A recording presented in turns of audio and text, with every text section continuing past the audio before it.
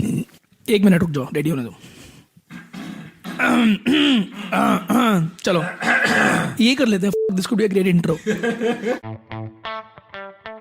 Hi, I'm Akshay. Hi, this is Saurabh, and you are listening to the Founder Thesis podcast. We meet some of the most celebrated startup founders in the country.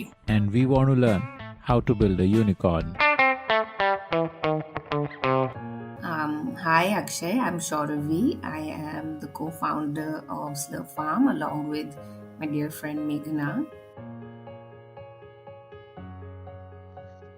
As India becomes more developed, its people also demand better products and services. And this creates the opportunity for startups to create products that cater to the needs of the new Indian consumer who is able to spend more for a healthier lifestyle. Shauravi Malik is someone who saw both India and the West and then built a company to bridge the gap between them. She started Slurp Farm, both out of a personal passion for creating healthier eating options for consumers and from a deeper understanding of the FMCG space and seeing the opportunity to build a new age brand. Listen to this fascinating masterclass on setting up a direct to consumer startup in India with Shauravi Malik and Akshay Dutt.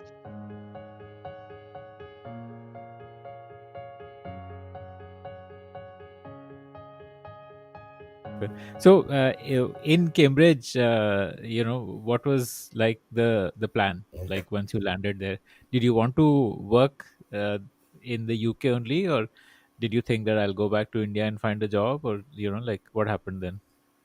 You know, I didn't have any such preconceived notions at all. If I'm really if I look back at how time was at that time, I think we lived in the early sort of 2002 to 2004, right? Banking was at its peak. So it it was not so much a conscious decision as a the most sort of visible employer on campus were the 30 investment banks at the time. And I would say, I don't know, I wish that thinking about your career and life choices was a more deliberative thing that one did when they were 18, 19. I think a large degree of what happened around sort of my early 20s was whatever was happening around you, sort of engage with that, right? And there was so much of it on campus, and there was so much campus recruitment, next job. And I would say it started with my internship. I did a summer internship and I enjoyed it so much In an investment bank? at JP Morgan. And then I said, okay, I want to come back and work here. And that's actually there was to it. There was no like, where am I going to live? What is it going to mean? I don't know. I think it was more I loved my job. I loved what I did. And that's all. It followed from there. I switched sides and made a conscious decision to work on the mergers and acquisitions team. So it was consumer, healthcare, and retail, M&A. And really, like, it was so much fun that I don't know if you realize it when you're that young, right? My first ever meeting was the CEO of Carlsberg. I almost overslept and missed the flight because I had worked till 4 a.m. Wow. Um, and then the second time, like, I don't know, all kinds of like exciting things that I feel investment banking gives you like a ringside view to at a very young age. Hmm, hmm, hmm, And hmm. it has actually been the formative sort of thought process for now, but I didn't know it back then. Right from like, So, I still remember my boss. I was going out for dinner and he called me and he's like, "You've got to finish this, whatever, DCF model by tomorrow morning."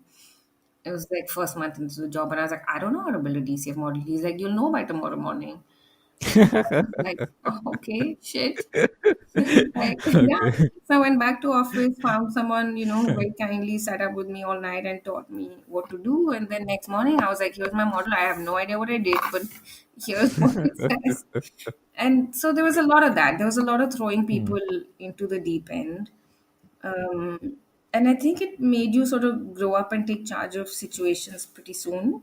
I think it also taught you, again, like confidence with numbers. I'm never scared when I see any kind of Excel modeling, or even in the business, I would say both Meghna and I, till very recently, were always the people doing all of the number crunching.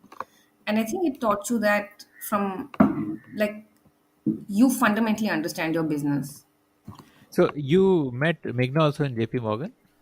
No, I met Meghna because, interestingly, the same best friend's brother connected both of us. And he basically said, "Listen, there is this girl. She's great fun. She's having a Diwali party. You're both in London. Why don't you go?" He was in Bombay. So, and I was like, "Utsav, seriously? Like, I don't know her. I can't just land up at her house." He said, "Yes, you can Hmm, land up at hmm. her house." Um, so I was like, "Okay, I'll go." And I went to Meghna's house, and he was right. We got along really well. We threw every Diwali party for the next 3 years together, both of us, and we got along like a house on fire. And a lot of different ideas were in our head at that time. We talked a little bit about this job, and I moved from JP Morgan to Virgin, and Meghna used to work at McKinsey in London. And Meghna, I would say, has always worked in the healthcare sector. Yeah, so in the UK, her clients were really NHS and sort of all healthcare related clients. And then she came back to India and also worked with healthcare clients, but set up the public health practice. Now, around the time that she was in London, we talked. Okay, let's do this. We had some very scandalous business ideas also. Um, I cannot say on your podcast, but No, no, you well, can. Don't worry. There is no censorship here. so actually, our first business idea was that we wanted to start a sex toys business. Hmm, hmm, hmm. You definitely probably want to edit that, but No, no, don't worry. Hmm. and it took like 12 hours to be like, that's fully illegal and we're not going to do that. Illegal in the UK, not in the No, no, UK, right? in India it was fully illegal. It Oh, is still is. you wanted to do a business in India. Yeah, it was just a joke. It didn't last for longer than like 1 minute, right? But there still is no one, because you walk down the high street in London and you're like, there are three shops doing this, basically. And there are zero shops doing this in India. So it was like, how Right. come? Hey, nahi, abhi tak nahi hai, what's up? And we saw many. It was started because there was this friend who was doing really nicely a lingerie business as well with it. That Okay. was like the first one. Then they were like, the other thing we noticed was an absolute lack of like avocados in India at the time, and good Mexican food. And looking at how sort of Chipotle had scaled with like restaurant business, but I feel restaurant businesses are extremely exhausting to get into. Hmm. And to be Right. honest, this was happening to me because I was also at Virgin, and that was like an ideas factory where every day you literally are on the board of or evaluating one mad idea after the other, right? Hmm. What Um, was your role at Virgin?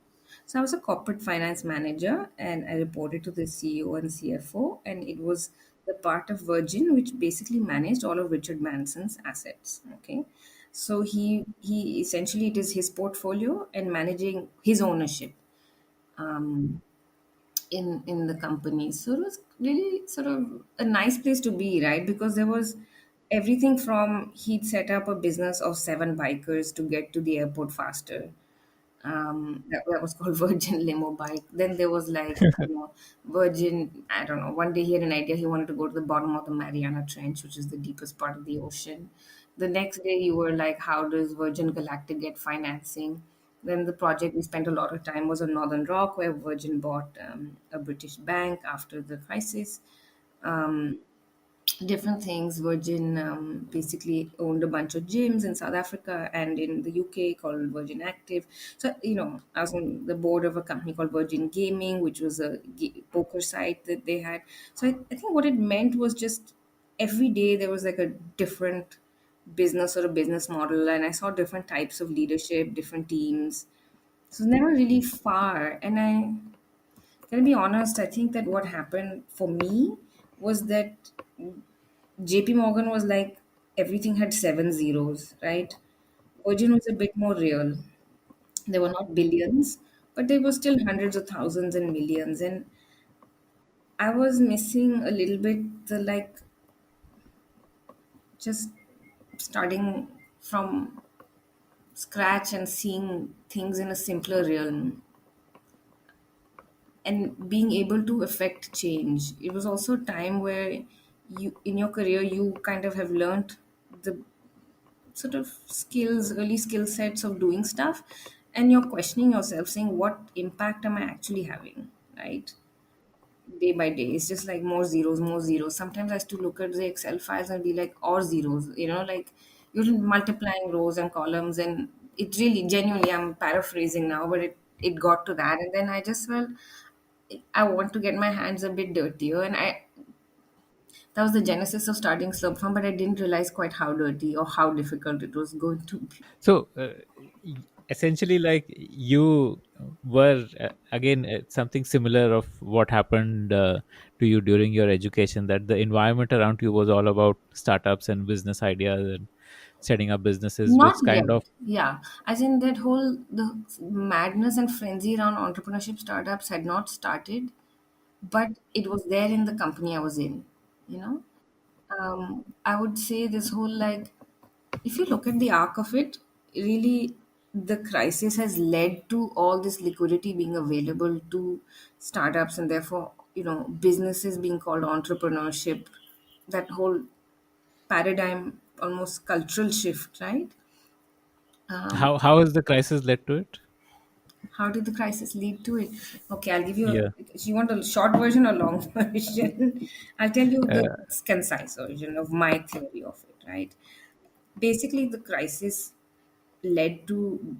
and you're talking about the Lehman crisis, just to Yeah, I'm clarify. talking about the banking Yeah. crisis, right? What I Right. saw. Yeah. So Yeah. I made a very funny career move, which was that June of that year, I decided that I was going to move to do investment from investment banking M&A to leverage finance. Now I didn't know that the whole world was going to go pear shaped. My team of like 100 basically was down by almost 50%.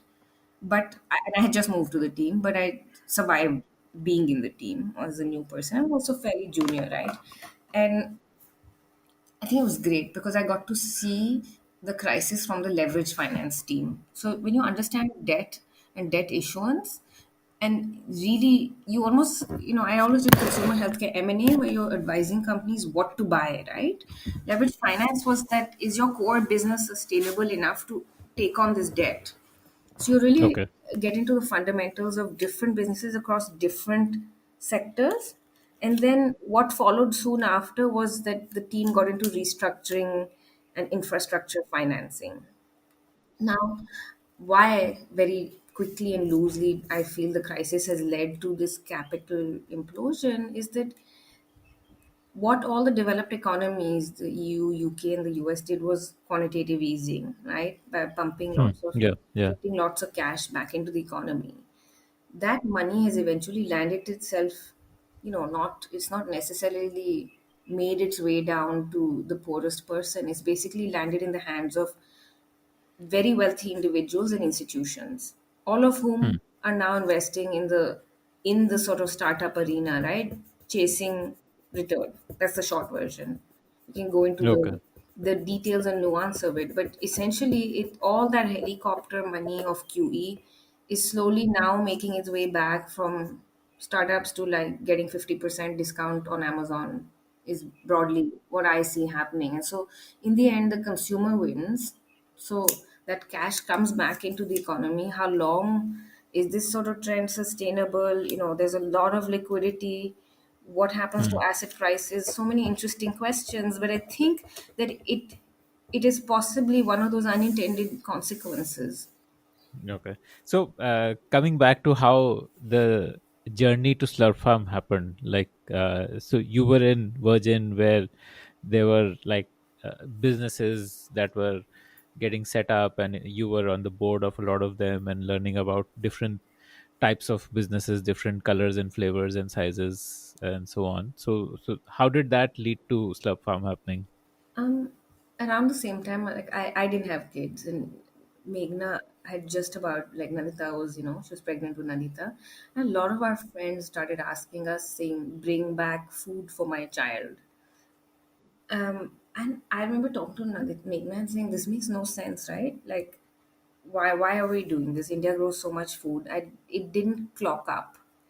And then once Nandita was born, and we had been talking a little bit about this, and it was like there really were no options. If you think about it, Akshay, from the time that you were a child to now, the choice on the shelf for what a baby or a child eats is pretty much the same.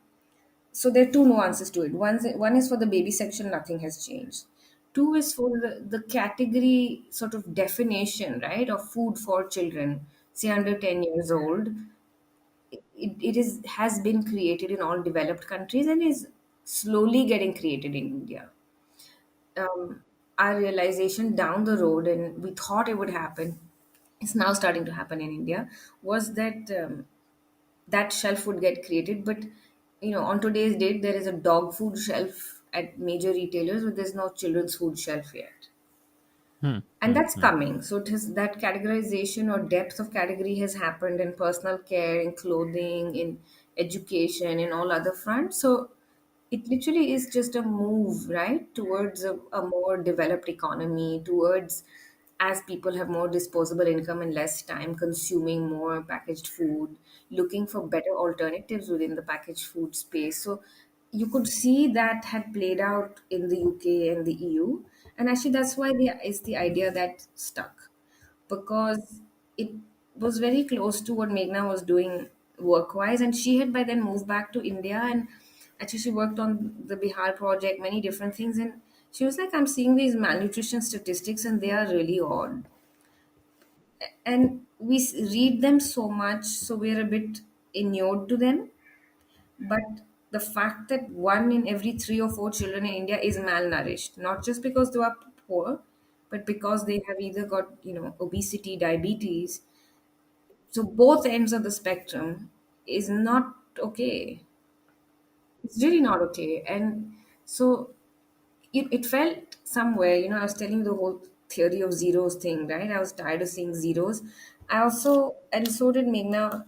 The reason we love working with each other is that one of the first things she ever said to me, I will never forget, is that we're going to make a really super successful business and then use hmm, the money to work at the bottom of the pyramid, right? hmm, hmm, hmm, So while by no means are we running a sort of, you know, social sector organization, is very much a for-profit company.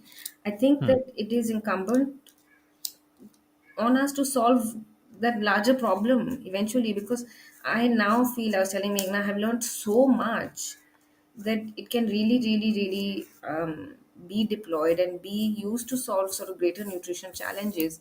And I feel that that really was the sort of thing that nailed it for us. That where will I make an impact? Where will I make a difference, right? If I can change for the better how X million children eat, it's a great outcome.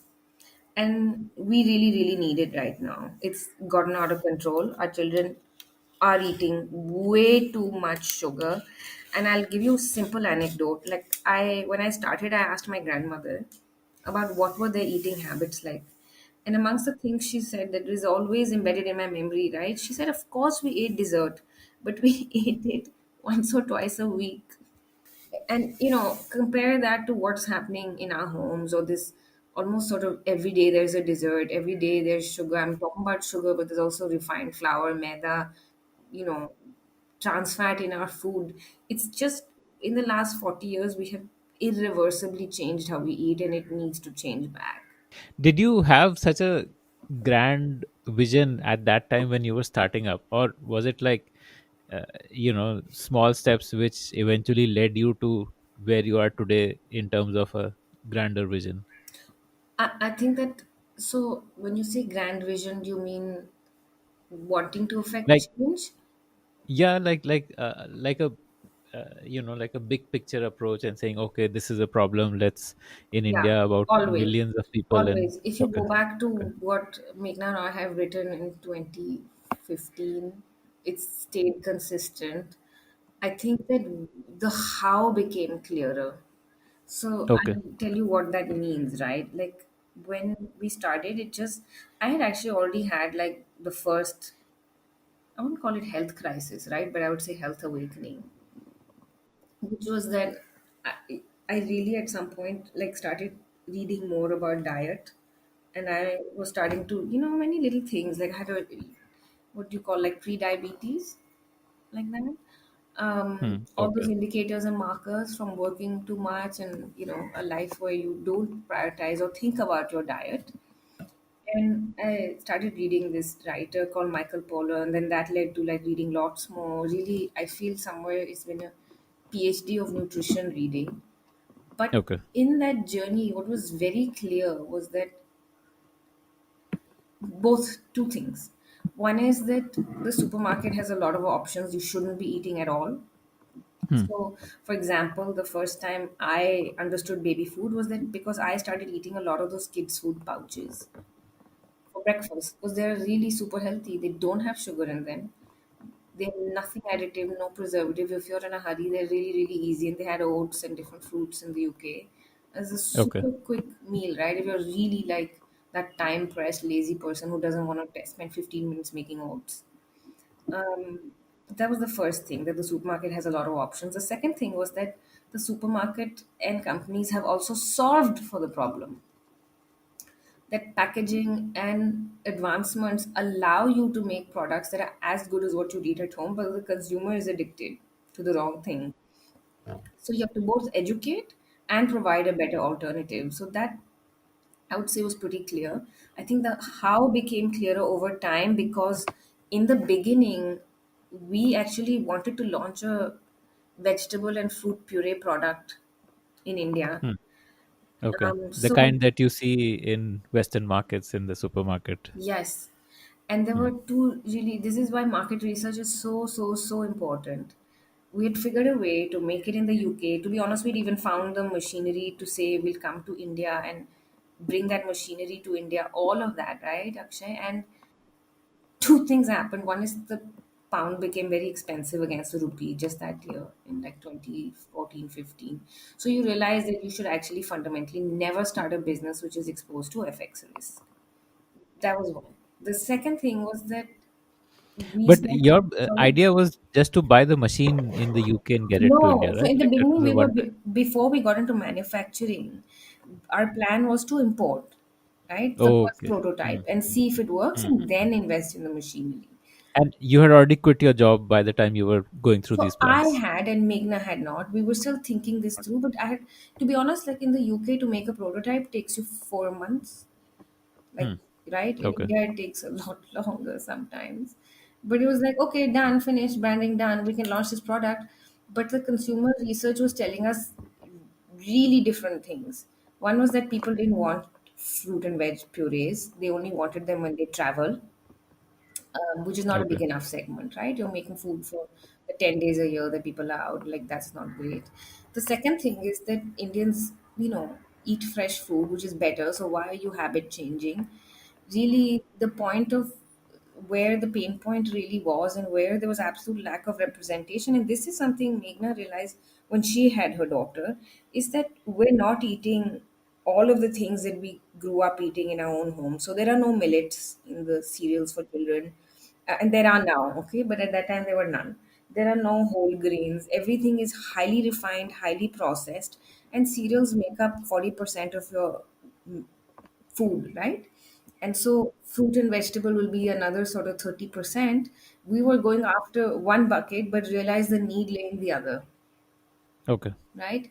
And and the interesting thing was that you have the dream and the vision, but you realize the answer is your grandmother's kitchen. That is, I think, the change in the journey of what was odd and what we didn't expect was to learn that. I'm so I remember Meghna when she had Nadita, and Nadita used to have this ragi cereal and porridge. She was like, "This is awesome. We should do something and make something like what my grandmother is making for Nadita, and we should make other yummy things with ragi." But she was like, "I have awful childhood memories of being forced to eat ragi. Can we just make it yummy?" So Okay. then started that journey of trying to make ragi yummy. So, I Okay. went back to a childhood friend from school and she made the first Slurp Farm ragi cookies. Okay. and they were delicious. They were but it took us 12 months to get a prototype, of a cookie, and we had to use 5% maida. You couldn't make a 0% maida cookie, but in the doing the process of that, we met and saw so many factories, so many types of people, what kind of In cookie. India.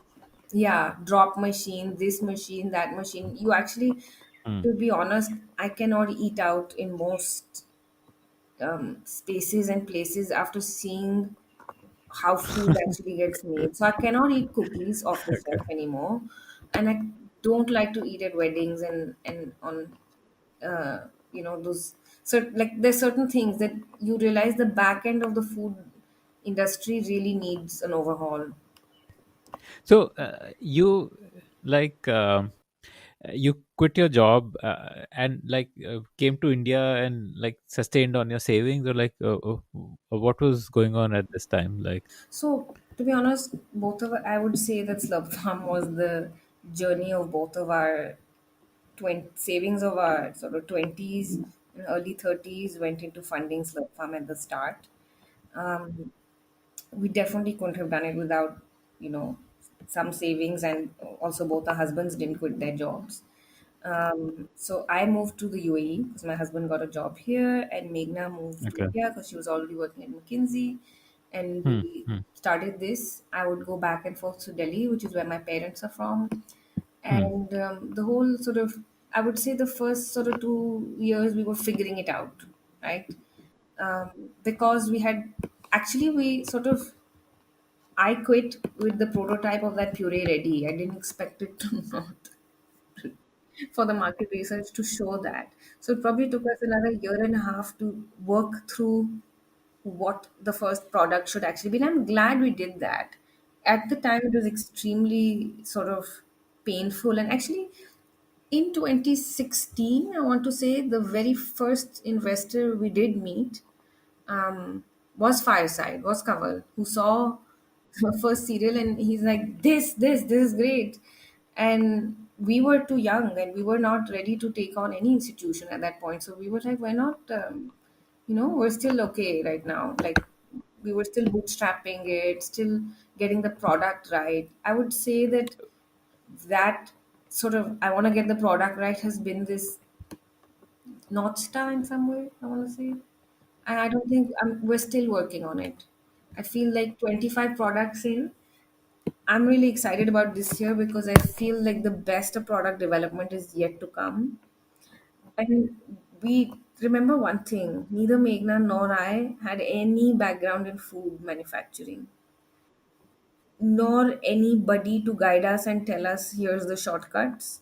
So I think we kissed a lot of frogs.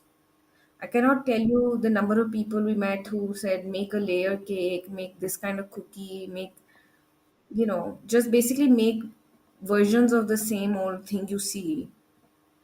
Very difficult. I'll give you an example. It was extremely challenging to find a biscuit vendor who would be willing on scale, because we found people who were doing handmade cookies, but that meant that, you asked, was the You vision can scale always it up. so grand? It was, because it was like, oh my god, I can't scale this, and it's really not exciting if I can't do it at scale.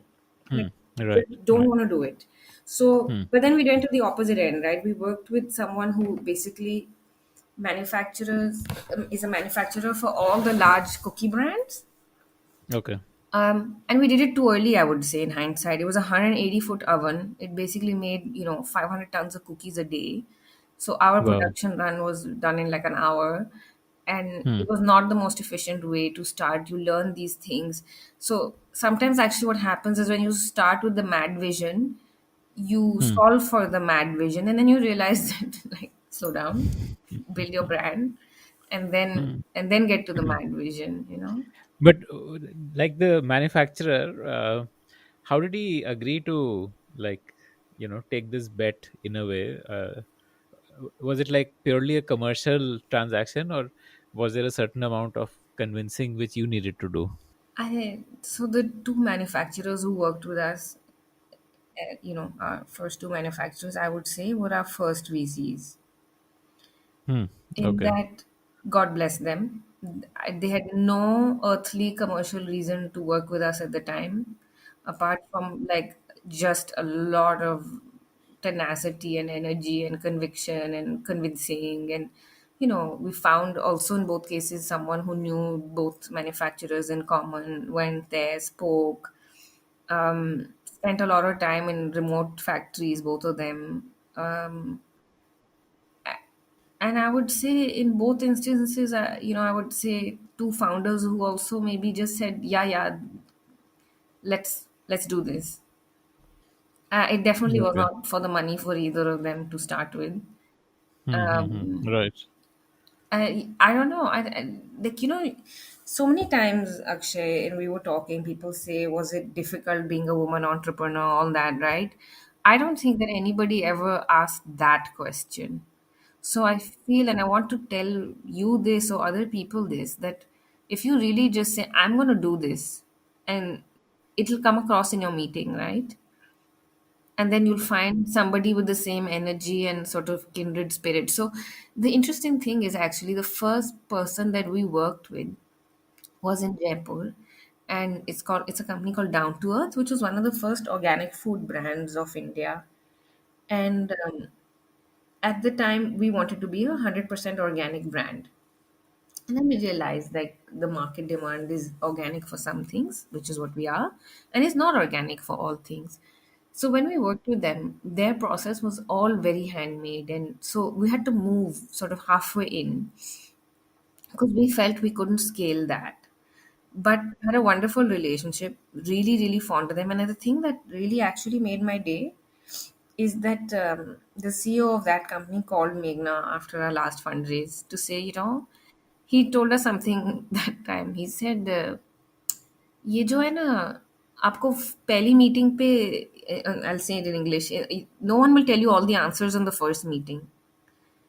You'll go second, third. It's like unpeeling an onion.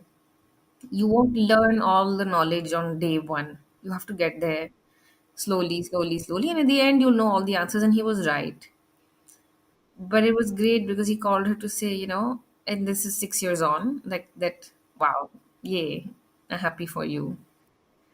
So I would say in each case, right, there was someone like that who was an early cheerleader.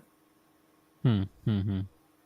So, how did the actual launch happen? Like, you spent 2 years in figuring out, you kept trying and researching and pivoting, and eventually you found these manufacturers who were ready to make the product you finalized, which was a millet based cookie.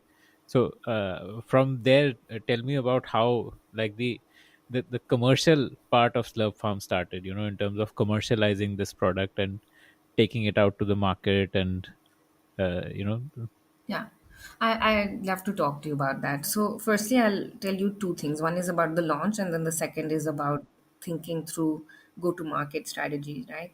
So, in terms of the launch, and this is to anyone who started a business in today's time, you have no idea how fortunate you are because we started in 2016 where there was no GST.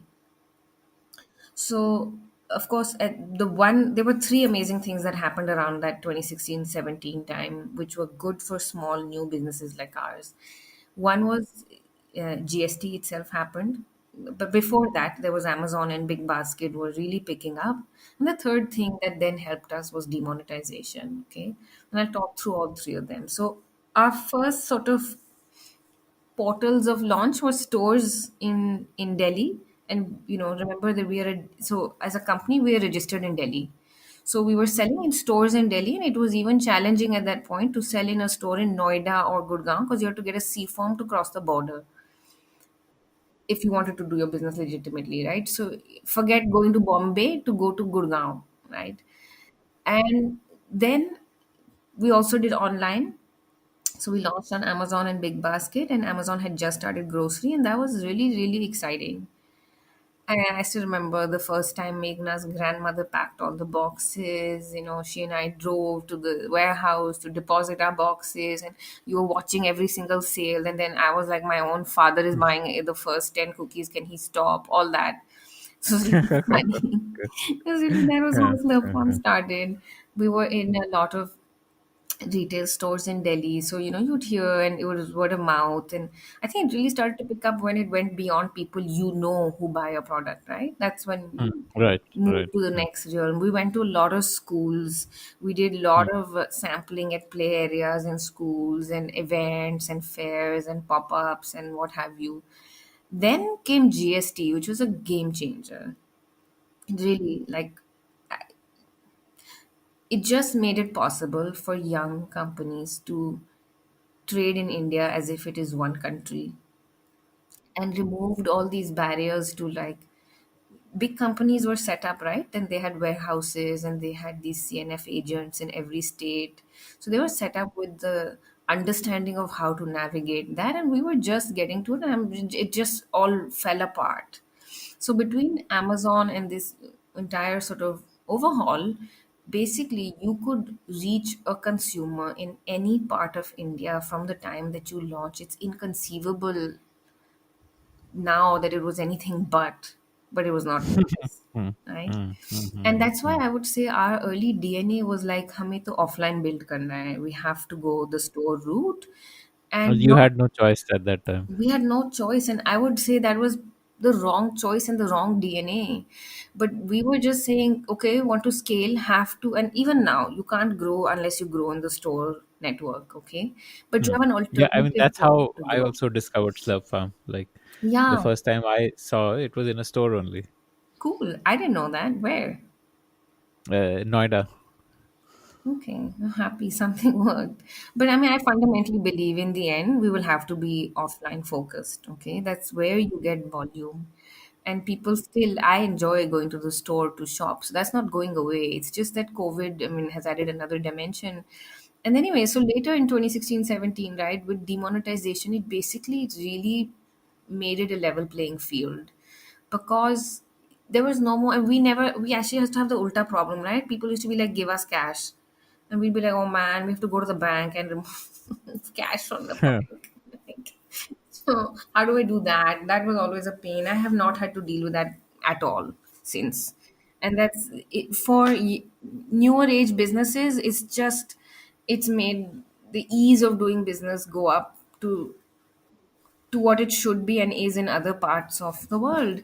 And so that was the sort of how we started. Then, in terms of go to market, our initial emphasis was on building this big offline sort of network, I would say. And that I would say was the biggest learning of Meghna in my life in some sense.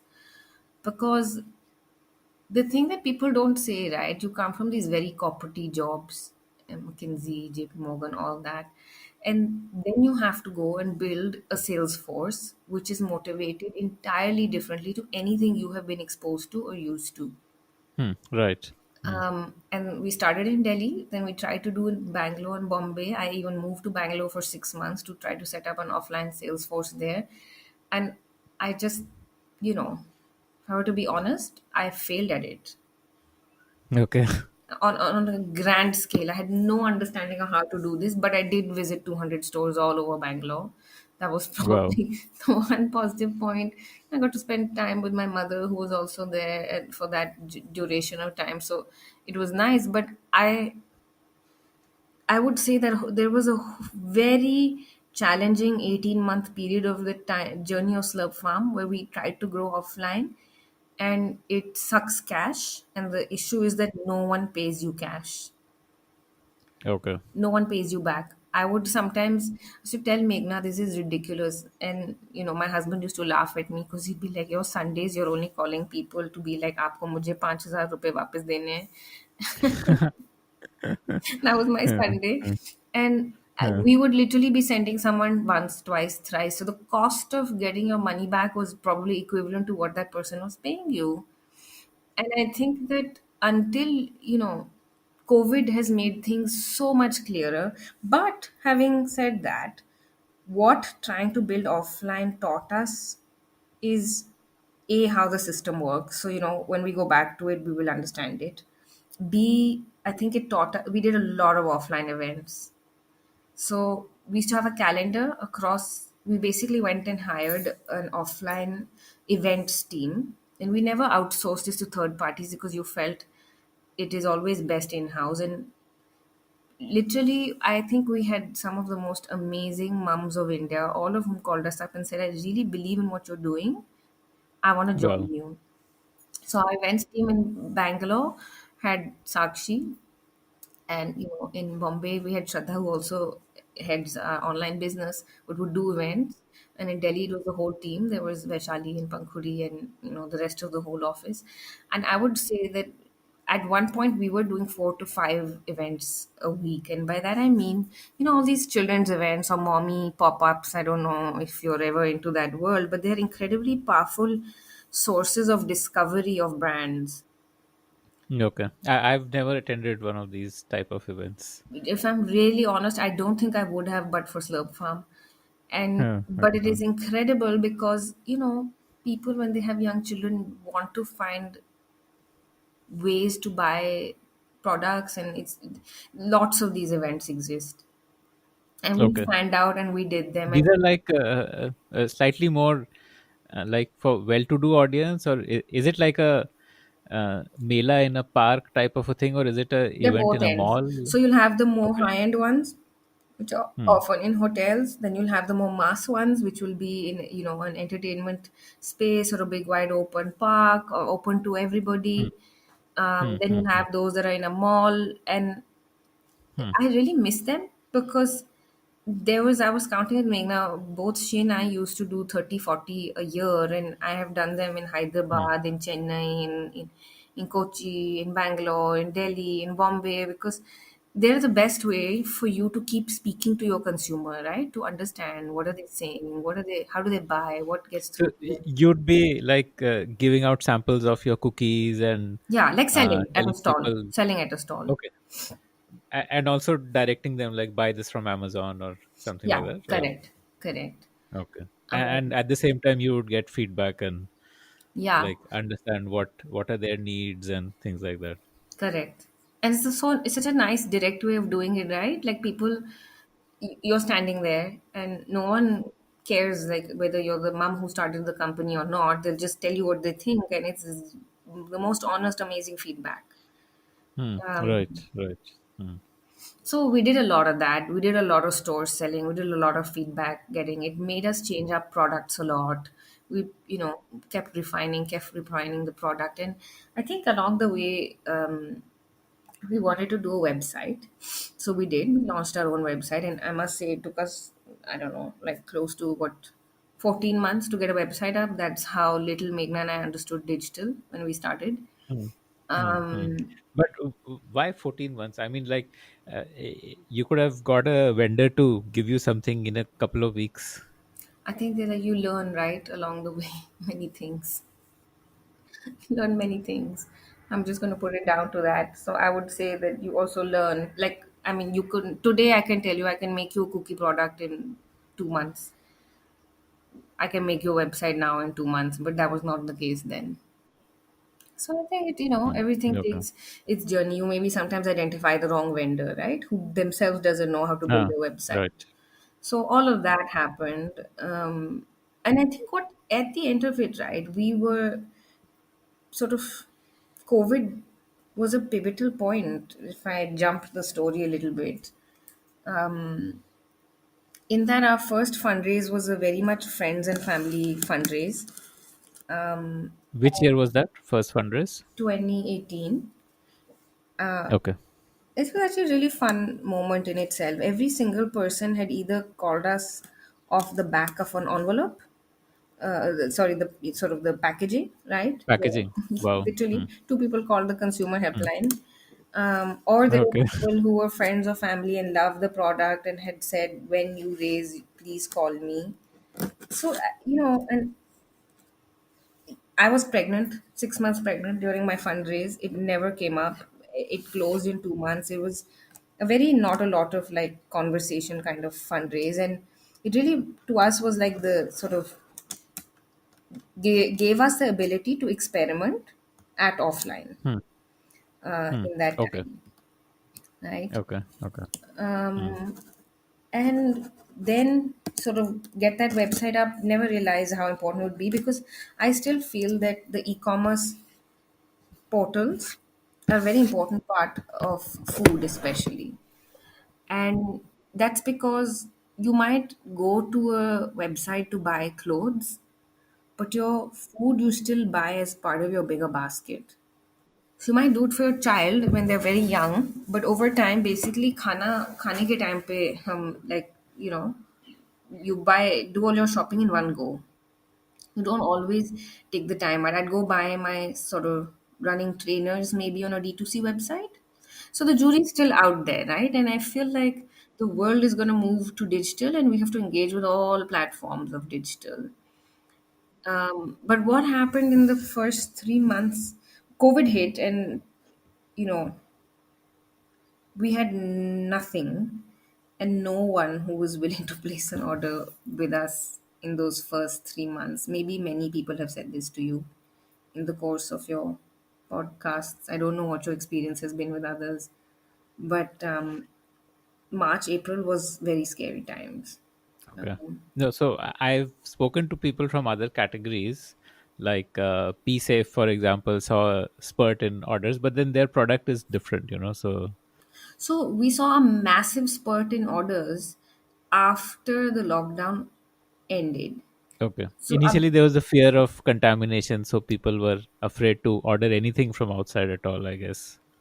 correct. So March, April, what happened was that we essentially saw, lockdown happened, Amazon Big Basket stopped placing orders of anything, stores stopped paying vendors. There was a lot of that was happening. There was just chaos in the market. Then when the What kind of monthly run rate are you at before COVID hit, like the monthly top line? our monthly run rate, I can share a few numbers. Before COVID was sort of at around 40 lakhs, 50 lakhs a month. It is now closer to the 1.2 crores a month number. Wow. And Wow, that jump that's happened, I would say, because of embracing digital in a bigger way. But equally, that, what the interesting thing is, it's also simpler, right? It's that when you are going in a store, if a new brand doesn't have shelf space, they'll never get seen. Whereas now that most people have switched to shopping digital, you search for a brand you might have seen, or you'll see an ad and you'll buy it. So it's easier to get discovered and then hopefully build long term resonance. So I would definitely say COVID helped us grow hugely, hugely. But in the early days, it was very scary. And for some of the other brands that you may have spoken to, which are digital, they didn't have to make a business change. We had to make a business change. We basically had to cut out our entire offline business. what percentage was offline, like in Jan It Feb? was 50% of it, right? And it has not really grown since then. So, and in fact, it has degrown, and we are just have decided that we are, until this whole situation calms down, going to focus big time on digital. Also, because you get paid upfront or on time, one of the two, right? On your website, you get paid before you ship. On marketplace, you get paid within 30 days. That is not the case with traditional retail, and it's very challenging to manage that. But you would be working with like an agency that would further supply to retail, so that agency would pay you. Like, is that how it happens? Like in terms of offline retail? No, you work with a distributor, and we worked with many distributors directly. Of course, you can also work with like a, more meta distributor. So basically, there'll be one guy who aggregates other distributors. We didn't do that model yet, and to be honest, like at the start, it is hard for new brands to do that because you have to build some market recognition. And You won't get shelf space. Like your product will just be languishing somewhere no, if we you don't also we also have. did a PhD almost on like shelf in-store shelf collateral, right? So right from how do you appear visible to the tape to the sticker to the, I mean, all kinds of merchandising I had never heard of or thought of or realized that anyone was deploying on me. Hmm. Okay. You go in the store. Okay. I don't look. I never Yeah. thought so hard on intent of being an in-store shopper. Mm. So, and think about it, to someone who's basically your grocery buying experience becomes like 20x more nuanced. I Hmm. literally, I walk into a grocery store now, I can spend hours. And it's not just about food, but like I will notice Looking at everything. Like, packaging. yeah, other people's packaging, sampling, merchandising, what's going on. I really, really enjoy it. So, what has been the? You were telling me about the funding journey. Like in 2018, you had a friends and family round, which you closed in 2 months without much of a challenge in that. So, from that to now, when you have Fireside as a backer, how did that happen? So I would say Fireside is the first fund that we ever spoke to. And we didn't really do a lot of pitches as such. At some point, like the second fundraise happened fairly easily, and it took us sort of about 2 years to run through that cash. Actually, when COVID hit, we had just about started to fundraise, and COVID happened, and we ran out of cash basically because when no one pays you, you burn cash twice as fast, right? Right, So right. Hmm. if you're burning whatever X a month, you start to burn Hmm. 2x, 3x because no money is coming back. There's no incoming. Yeah. Yeah, yeah. Plus, Hmm. we saw that there's going to be a spike, but then you need money to invest in inventory. Then you have no money for marketing. So it was like many things hit you all at once. Um, so actually, we were at that point where Megan and I put money back in the business because we just thought it's going to be so hard to fundraise right now in the middle of COVID, not a great time. And the interesting thing that happened, Akshay, is that we turned P&L positive. So, cash flow positive takes you time because you have debts and debtors who haven't paid you and employees who you had to cut a business outright. We cut our offline business, so you have to pay people. Um, but on a P&L basis, we turned positive Which month? from June onwards. So April, May was very scary. June onwards, we started to like because you're forced to operate in discipline. So we stopped making all the products that didn't make money. We stopped shipping like puff pouches. We stopped making our cookies, which we were not breaking even on because they were real butter cookies, and that doesn't make you money unless you sell them for a lot more money. We stopped working with any vendor who didn't pay us on time. Okay. Um, I would say things that you're scared to do in good times and you feel like you must do them to grow a business. All of that just came down to sorry, I don't have the cash to do this. And I cannot, there was I had a friend who's a dear mentor. He sat me down and he said, okay, if you have to run this company with just you and Meghna, can you do it? It came to that, right? Then one person, then two people, then three people, then four people. So you really start to think about what you've built something and what is essential. I think that discipline really, really, really helped us. And you realize that even when you're running a very, very tight show, there are layers of fat you can cut, which is what got us to break even. And then our revenue started to grow because of greater digital adoption, because we started to do like Umang, who's the third co founder, started to really, really, I mean, I would say from a marketing branding perspective, the brand has really grown up and come into its own. And he's all of that, right? And he's built a team. And interestingly, we don't have a team anymore. We don't have a physical office. We shut Hmm. it Okay. in March, April, I want to say, because we were like, this is not ending.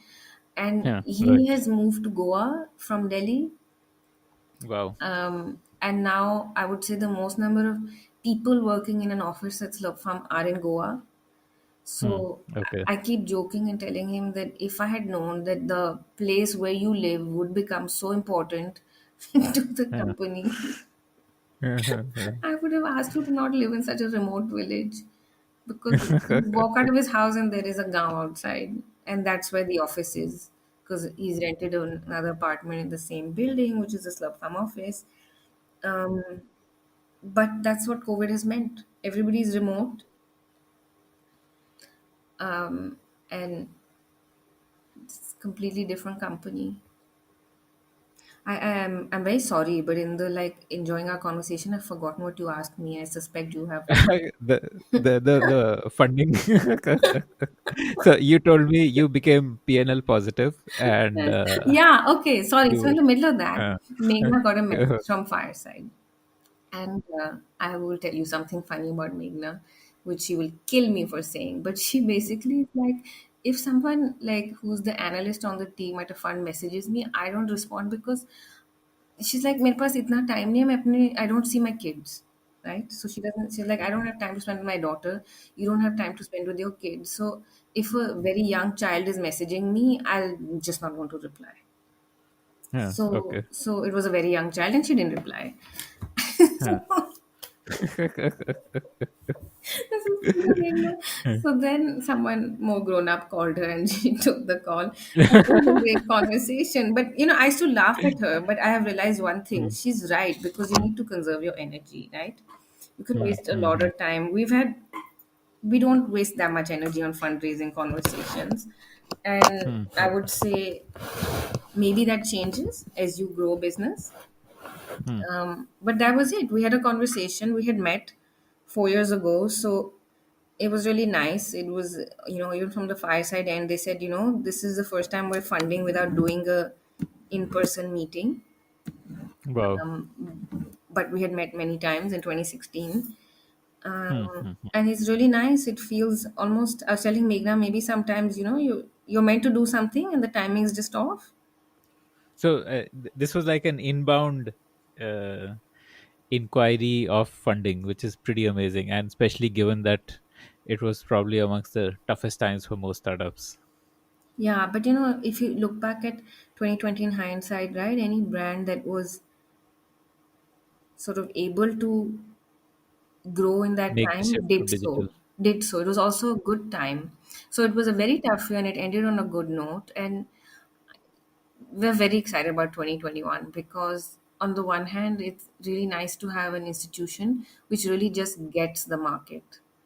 And I think if I were to share one piece of advice for anyone who's listening this long into the conversation, it is that yeah, it is that when you start, you do not understand the benefit that an institutional investor does bring.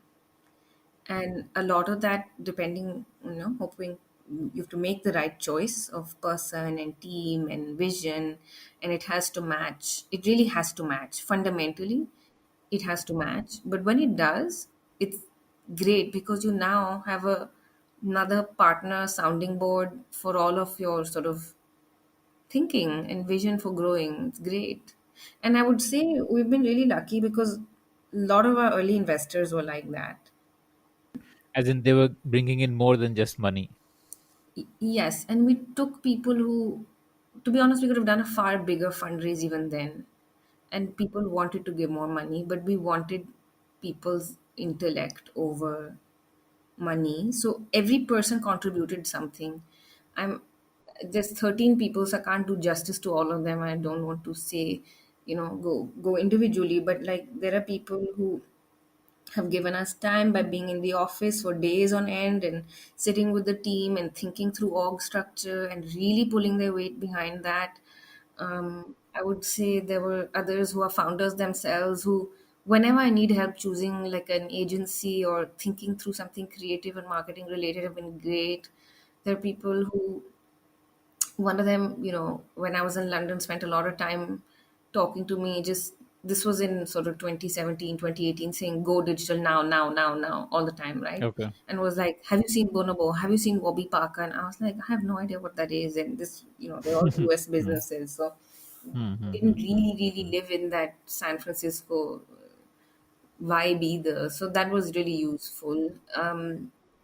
I can't, like, literally everybody added something, right?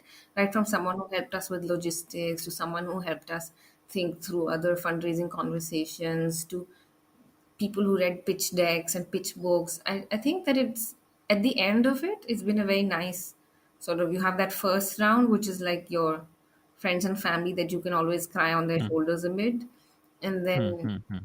next round, which is really the institution which brings the um, the force of taking your vision to where you want to take it. Right, right. Mm. And So, in the course of that, you kind of also pivot your product, perfect your product, right?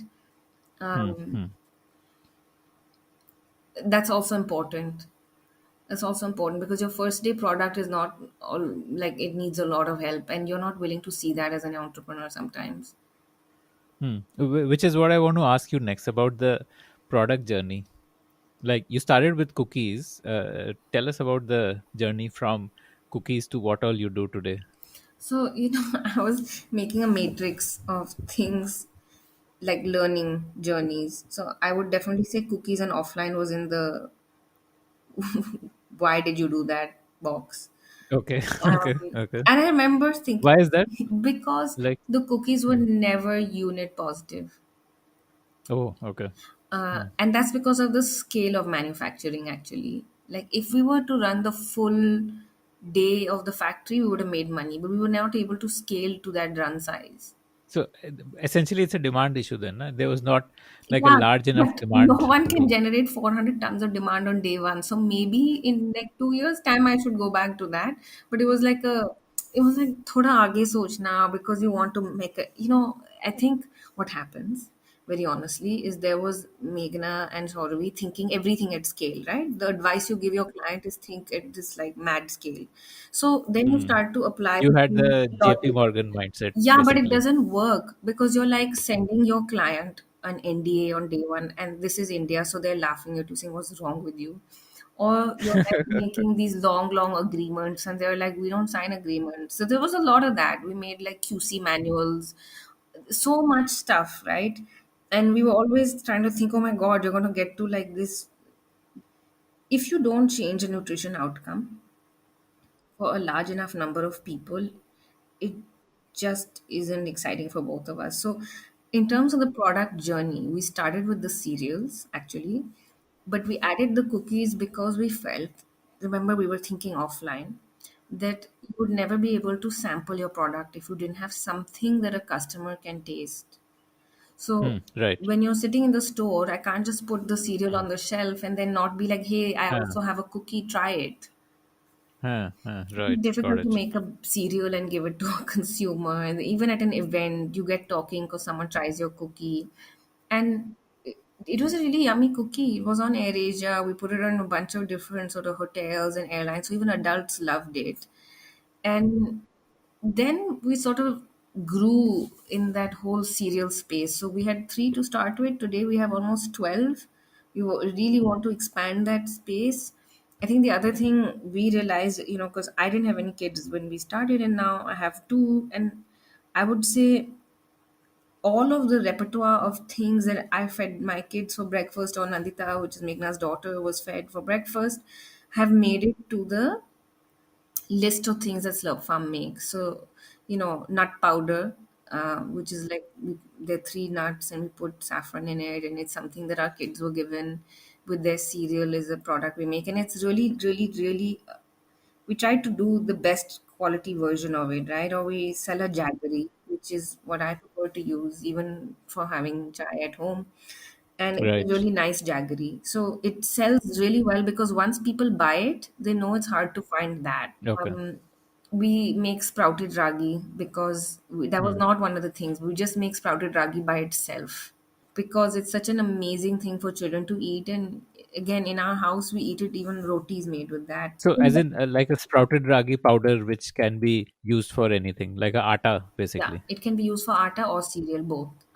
I would say that as we evolved, a lot of our own food eating habits entered the lexicon of the products we make. And Hmm. then a lot of, in the beginning, our cereals were really, really, there was zero processing happening, right? Hmm. So they were not instant. And people found that so hard that they started baking cakes with the baby cereal and making pancakes. Okay. And we were like, shit, firstly, we need to fix the product. But why don't we make pancakes and dosa anyway? So, because it's the second thing a child eats after a cereal, like you have children. So, a lot of this sort of baby led weaning culture started. Hmm. And Hmm. children eat real food much younger, which is great. So, we started making millet dosas and millet pancakes. And again, it was like a Which is how I discovered Slurp Farm. through the beetroot and the palak dosas. I'm so happy. And there's always that confusion now, right? Because a lot of adults like it, and somehow the packaging makes adults feel like they can't eat it. And I would say that is the core dilemma that sometimes Umang, Meghna, and I grapple with, in that if you had something which was more adult looking, it would be lost as a brand. You would not stand out with that sort of fun and creativity and that, I don't know, the branding which we all enjoy actually. And a lot has gone into the branding. I can talk to you a little bit about that.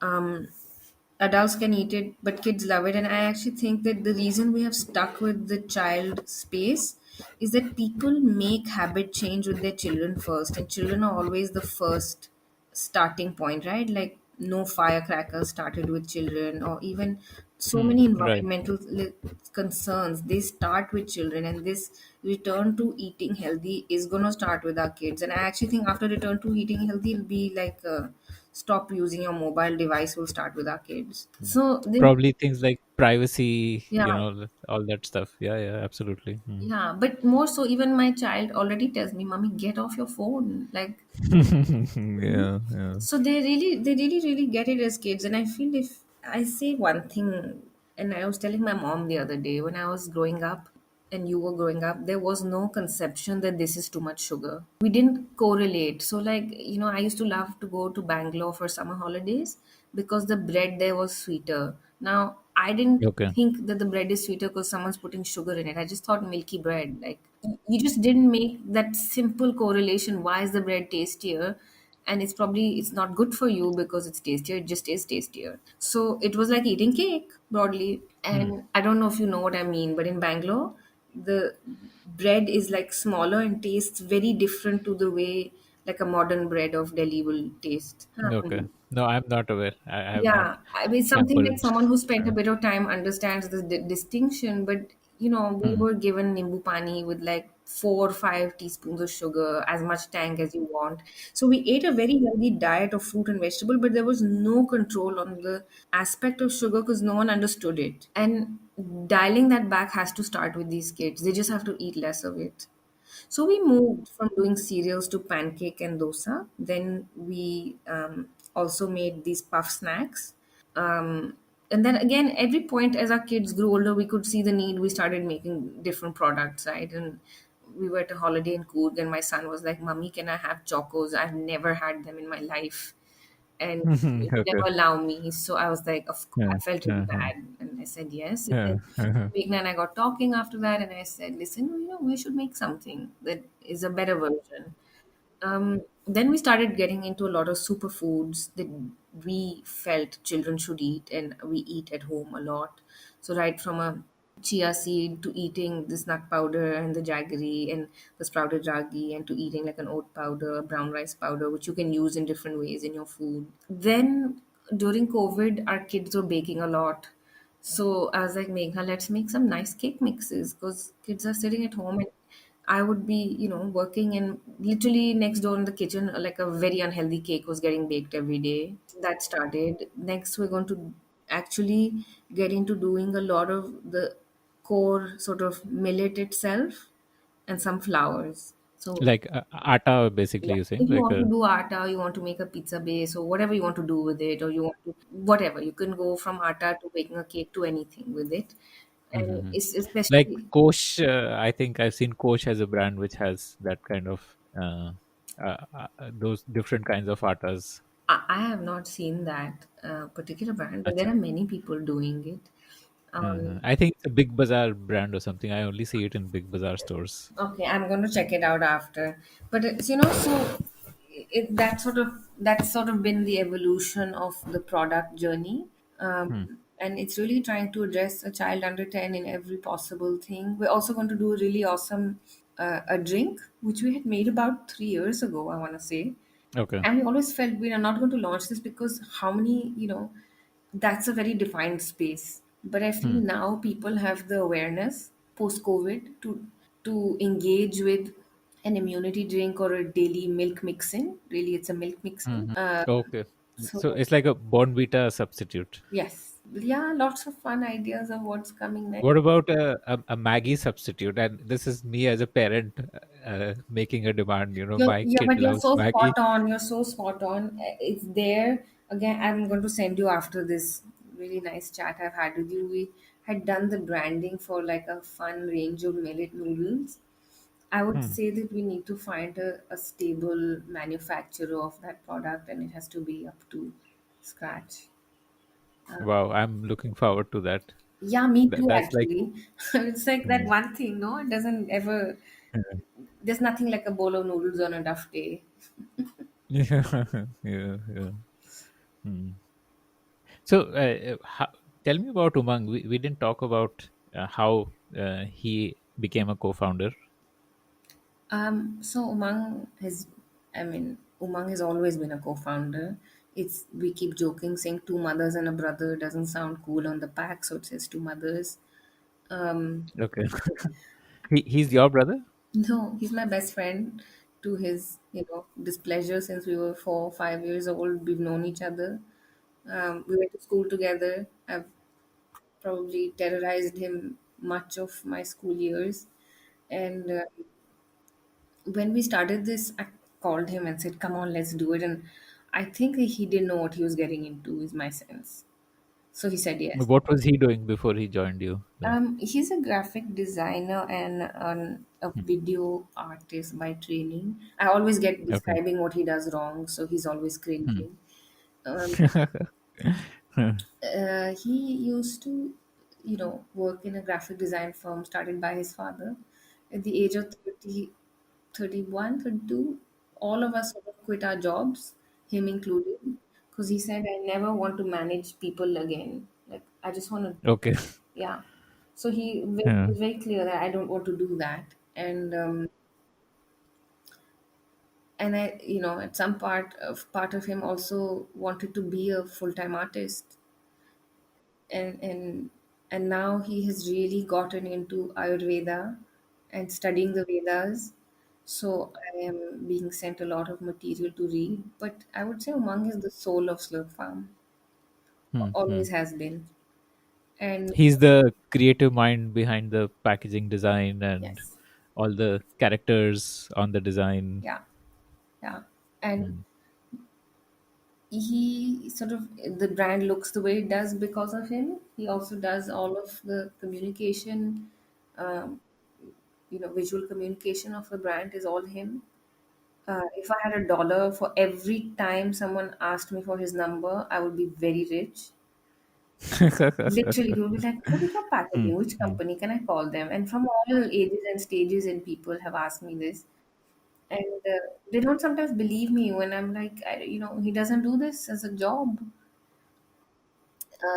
And so, Slurp Farm, I would say, is the only sort of graphic design and video communication project Umang has done in recent times, but he's worked with several very big brands. He has done projects for IDO, but also for ITC for very long.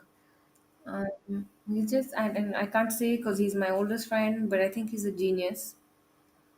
He has this way of seeing things with utter clarity that I wish I possessed. And Meghna and I are very lucky to have him in When you asked him to join you, did you know that Slurp Farm will be like a a design first kind of a brand, and how pivotal his role would be, or it just happened to work out like that? No, I think it always knew that, and it's always also been that by design, right? You can choose to do this without that. So there are many brands that are not designed first, and and they are very successful. So it's not to say that it's a core ingredient of what you ought to do. I would say it's a core ingredient of what brings us joy. Um, that creative process, you can outsource it to an agency, but I really don't know if I'd have fun doing it. And there are several like differences in points of opinion, and we debate them so openly. It's a lot of fun, and I would say so. Everything has a lot of thought that goes into it. There are 7 animals in the Slurp Farm branding. They're all animals of India. So there's a rhinoceros, there's an elephant, there's a monkey, there's a tiger, there's a bear, there's a tota. So it was to choose these animals, and this year we're going to do what we have always dreamt of doing, which is bring these storybooks alive. Because I felt that for a brand to be also able to reach its our consumer and customer are two different people, and Right. really engage with the consumer. We also want to tell stories. I love storybooks for kids. So that was the intent probably 6 years ago, and it'll happen now. But it was always there. To do cookbooks was always there. So I would say there are many projects that have been brewing in our head. So when you asked, was that vision always there? Yeah, there was always a mad vision. There was always a design first love and thinking. And I think what was not there was the understanding of how much time it does take. See, you either have to have a lot of time or a lot of money, you know? Like, you have to short circuit by one. Right. Right. So you're going to create like storybooks featuring Slurp Farm characters Yeah. and like Yeah. get a publisher to launch them. Yeah. Yeah. That's pretty amazing. I mean, I can imagine my kid getting excited about Slurp Farm, the food product, if he has read Slurp Farm books. I mean, books with Slurp Farm characters. The way, like, if he sees anything which has Snoopy on it, he'll want to buy it. Irrespective if it's a But oh, chocolate or a exactly biscuit or. that. And like, okay, if I have Hmm. to ask you, what are some of your kids' favorite books? What are they? Yeah, Peanuts. Like that's and Thomas the Train. Like that's what he's currently obsessing with. Same. My child lived on Thomas. And I feel like there needs to be some of these iconic books for children which are Indian. Hmm. Right. We have so many of these stories and characters. Of course, yes, things like Thomas and Peppa have so much money thrown behind them also over time. But even some of the books that you will encounter as your children grow up that every child seems to have are there needs to be that Indian version of them, really. You Right. can be, Right. and then we're really excited, right from your board book and your, ABC book to your storytelling book to your just fun stories about eating, all of that. Um, so let's see. That's But 2021. I would imagine that an investor might wonder, because you're from an investment banking background, and you know that thesis on core competencies, and they might feel that why are you going outside of your core competency into an unrelated area. Like, did you face any pushback on that, like when you talked about this plan to make books? It's not going outside our core competency. It exists within the team. Hmm, Both hmm, the illustration, the putting together of the book, the person writing it hmm, is hmm, inherent to Slurp Farm today. And now hmm, that you're digital, actually, what you do need is more things to sell on your website to the same customer. hmm, Between hmm, hmm, hmm, Amazon and my website, I have a CAC that I'm paying, like cost of customer acquisition, for the ad to hmm, bring them to my hmm, site. hmm, hmm, hmm, I, hmm, really, the goal is I don't need 25 things, I need 100 things. And I need to hmm. do them in Right. an inventory light way as possible. So no, I think it is very much in sync with what the brand needs to do to establish. If you take a 90-year view to things, none of these things seem like that scary. Right. Hmm, hmm, hmm, Really, I want to be where some of the big food brands are today. I might not be hmm, around, hmm. but you have to do all these things. Inspiring. So, what percentage of your sales comes from your own website as on date? Uh, just under a third. Okay. And how do you like drive sales? Is it like Facebook ads and stuff like that? Yeah. Ads, Instagram, Facebook. Uh, we also have a lot of repeat customers. The thing that works for all Indian consumers, discount. Um, I think right now we're also in the phase where we are wanting more and more people to try. And so we do a sale every few months, not too often. It's more like a a way to say, see, either you'd be getting to a customer by sampling them, or you do some kind of discount led strategy, and then now we're trying to do a mix of both, right? So for me also, I respond really well to this. When someone sends me a sample, I try the product and I like it, I use it every single day. There are a few products in my fridge today that are like that. So the power of sampling is huge. Yeah, yeah, that's true. So, Slurp Farm is like, if I had to give it a label, then I would say like it's a D2C digital native brand. What do you think that means, and especially in the context of India? So I think that D2C is pretty much the acronym of the season, right? And while it is seen as wow, something different to do, it really is about embracing a new medium to do the same thing that all other mediums do, right? Whether you're engaging with someone through a events based or a gifting based or an offline store paradigm, your online medium is helping you reach your customer. So it's a, you cannot put it in a bucket and say I will do one and not the others eventually. But you can, I think what D2C has done has given brands the ability to do a very quick go to market, test product hypothesis, and then continue to build awareness and engagement digitally.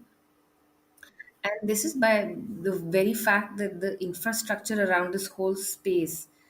There's a really fun blog that I like a lot called basically Shopify's Arming the Rebels. And Okay. it's that there is the whole sort of infrastructure of the D2C space. It has come across and grown up in India in the last, I would say, 2 3 4 years. And right from the platform where you will put your products on to the fact that there will be warehousing and logistics that you need to think of, to the sort of complexity of what is your consumer thinking of, right? They want, why do people shop online? They shop online because they perceive better prices and they want quick delivery. How do you make that happen? To how do you think at the core of it around building engagement with your customer, and is there an offline element to it and an online element to it? But all of this is possible for companies to do with less, I would say, money and less Hmm. pain and headache as the offline channel gives you. So really the big explosion of D2C has been in the plethora of people who are now also a part of this value chain. So right from earlier in the beginning, you may have had like a FedEx, and they may not have had the systems in place, but then now you have delivery, and delivery is geared towards helping startups and startup systems, and it's been great. Is the reason why we were able to get up on our feet again after COVID, or the whole like world of warehousing and the whole world of, so when we talk about it, we only talk about the Facebook, Instagram, and the funding, right? But there is like this bigger world behind making that machinery work. And it's really exciting because that machinery is coming alive in India now. So you will soon have almost a parallel system. So your marketplaces have built a system, right? They have their own warehousing, own logistics, you supply them. But then you can also exist in your own ecosystem. So I think it's a very, very exciting sort of almost second way in the Hmm. online space. And more than anything, I think, depending on the category you're in, so there are some categories where it's like, so I don't know if I'm selling a more commoditized product or something which is very much about make the sale move on, right? But for brands like ours, it's also about a platform to tell your story. So when someone comes to my site, they get a lot more information. They get to see videos, they get to see what's behind the brand, they get to see and learn a little bit more and get a sense of that thing. And at the end of the day, we might say human beings don't respond to branding, but we do. Hmm. Right. It's not about taking a name and a logo and stamping it on a product, right? It's a brand is the heart and soul and imagination of what goes into it. and digital is a medium to help you tell that story better, because and it's a wonderful medium. So I don't think that you can, very soon this line will blur. Now it's like D2C, so you'll have food companies and food tech companies, right? In 10 years everybody will have to be a food tech company, and then it'll be the next thing. Right. So like the, it's that wave, and we are in the midst of that wave, and it's a very exciting time. So that was Shauravi's insightful take on building up a new age D2C brand. And if you'd like to try out the delicious range of Slurp Farm products, then do check out their website, slurpfarm.com. That's SLURRP farm.com. If you like the Founder Thesis podcast, then do check out our other shows on subjects like marketing, technology, career advice, books, and drama. Visit thepodium.in, that is thepodium.in, for a complete list of all our shows.